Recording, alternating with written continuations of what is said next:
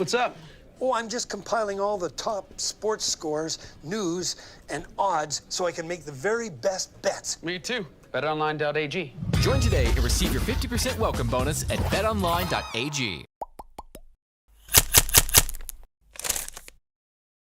Well, the Patriots finally did it. They went out and they got a big name at receiver. The question is, how much of a difference will Demaryius Thomas make? I'm Alex Barth. He is Evan Lazar. This is the Foxboro Report, brought to you by betonline.ag. Visit clnsmedia.com/win today and use the promo code CLNS50 to get 50% cash back.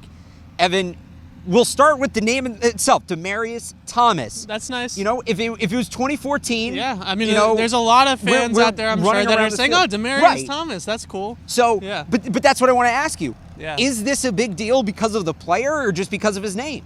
It's definitely more name recognition, I would say, than player recognition. I mean, listen, I think the thing about Demaryius is that last year he kind of reinvented himself just a little bit and sort of worked on being able to win with body positioning and use his size because he's a very big, strong receiver. He doesn't have that explosiveness that he used to have in that 2013 to 2016 range when he's going for 1,000 yards every single year. He was really a big play machine and a guy that was shot out of a cannon. I remember him being one of the more effective receivers on those tunnel screens. You throw him a screen pass and he's shot right out of it.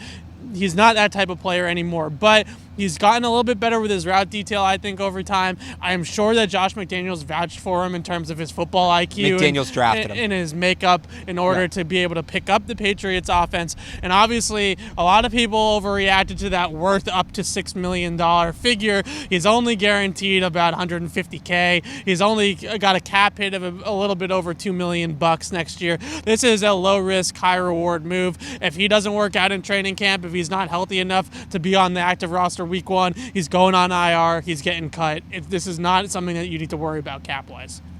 Before we get into whether or not he gets cut and all that, just one more thing about the player, and this to me is going to make or break whether or not he makes the roster, is drops. Here you have a guy that's been top 10 in both drops and drop rate each of the last two seasons. I know he was hurt last year, but he played until December. And I kind of look at it two ways. A lot of his drops are he's not good at holding on to the ball through contact. A lot of focus drops. Right. Like, it's a lot of drops. So what's interesting about him is that he'll go ahead and make some crazy back shoulder catches where he shows really strong hands and he goes and plucks the ball out, out of the air above his head and stuff like that. And then he'll get thrown a ball over the middle and he'll just drop it. And it's there's no real, I think there's high level catches on his tape, really difficult kind of showing good contested catch ability. And again, that's why I'm saying the issue is not his hands. It's just the drops. The play that always sticks in my mind is the one a couple years ago, I think 2015, right, where Devin McCourty gives him the shot in the back and he drops the ball. So on one hand, Brady's very good at keeping his receivers out of harm's way, not putting them in position to take those big hits. But on the other hand, if Thomas is dropping some of these passes, there's no quicker way to lose Brady's trust. So to me, he has to come out right away in training camp and show that he can hold on to the football. Yeah, well, I think that it's an interesting kind of dilemma, right? Because back in the 5 years ago, you lived with some of the drops with Demaryius Thomas because for every drop was an 80-yard touchdown. Exactly. So it makes up for it, right? I mean, listen, Julian Edelman's a guy that struggled with drops at times in his career, but he's obviously made up for it in other ways. So if he can make up for it, I don't think it's that big of a deal. He had 7 drops last year. It's obviously not great with the amount of targets that he had. He's not the same player that he once was. It's that simple. The question is he Reggie Wayne? Is he Chad Johnson? Or is he, like Brandon Lloyd? Like, are we going to get like one more year where he's acceptable? So that is my next question. Yeah. And let's put this in context because a lot of people want to call him Reggie Wayne. But Reggie Wayne was very different. He was spent. Yeah. Honestly, I just think that was the Colts trying to get a man on the inside. There was no chance Reggie Wayne was ever going to play for the New England Patriots. Yeah. Some people want to say Eric Decker, but again, a guy that was very late too. Right, he came in late in camp. Yeah. He was clearly, I think he was 33, 34 last year. That was an August signing. Right. It's totally different. So the one that stands out to me and was not the player at his peak that Thomas was. I mean, this is going back a few years here, but Michael Jenkins. Yeah. That is kind of who I see the signing as. And Jenkins really was. He had a couple of injuries. He was, for all intents and purposes, tapped out, but he was the kind of guy who was worth taking a look at. Thomas is a much better name But that's kind of my comparison for this. Michael Jenkins, the former Falcon. I don't know if you have a name. Do you have a name you want to attach? Oh, you threw one out there the other day when we were talking Jordan Matthews last year, who, had some injury history. He had a little hamstring issue that kept him out, and he wasn't necessarily still at his peak, but he went on and back to the Eagles last year, I believe it was, and had a pretty decent year for them. So we'll see what happens. I think that the biggest thing is you hear some reports about Demaryius Thomas being a very quick healer. He's got that Achilles injury in December. Yeah, I knew you're going to roll your eyes at that one. He's got that Achilles injury in December.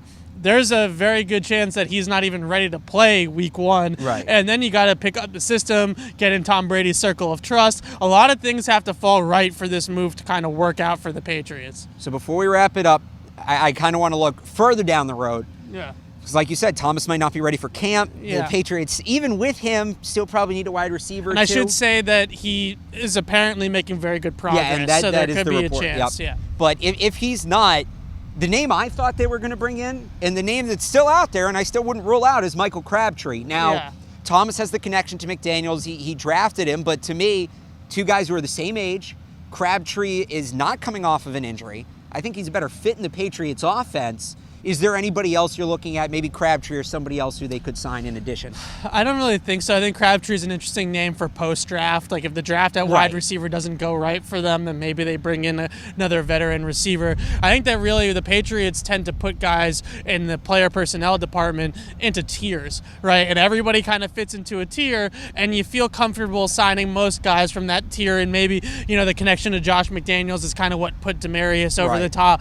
Crabtree, I would imagine, is in that same tier as Demaryius Thomas. So if something doesn't work with Thomas, let's say in August or September, early September, then maybe they cut him and bring in a Crabtree or something like that out of that tier. We're back where we were last year with, this is the same situation as last year. The only difference is that we're a week before the draft, recording this right now almost exactly. So maybe they go and they draft somebody that's really going to make the roster and make a big impact as a rookie. But we're in the exact same situation as last year, where we're throwing names in the hat and they're hoping to pull 3 or 4 out of them that are going to be good for them in 2019. I mean, like Corey Coleman's with the Giants now. You can't sign him, although Jordan Matthews, Eric Decker, that's this year's Demaryius Thomas, Mo Harris. It's like a Sporkle quiz. Can you name all the receivers? Same thing all over again. I will say this though, and I think this is an important note to close on when you're talking about the Patriots receivers. Matt Chatham tweeted yesterday, and I think this is getting away from a lot of people right now, the roster's never final. What the roster is at the end of the 53-man cutdowns is not what it's going to be necessarily even week 1. Do you remember who the Patriots' third receiver was going on roster cutdown day last year? Oh, man, no. It was Amara Darboh, who didn't see a snap. So I just want to encourage everybody to breathe. And I know that the Patriots tend to look at it, too, as kind of like acquisition windows, right? And where right now we're in one with the draft, obviously, and then there's also that trade deadline window too. So don't sleep on them trying to make a move for a receiver at the deadline either. That's a video for another time. Yes. Until then, there'll be a lot until then. Actually, I should tell you, because this is probably the last time we'll talk to you until the draft, we will have complete coverage for you of the Patriots NFL draft. We will be at Gillette. Myself, Evan, Mike Petralia will be down here as well. You can follow along on Twitter at PatriotsCLNS. And of course, as always, everything will be up on our YouTube page and on our website, CLNSmedia.com.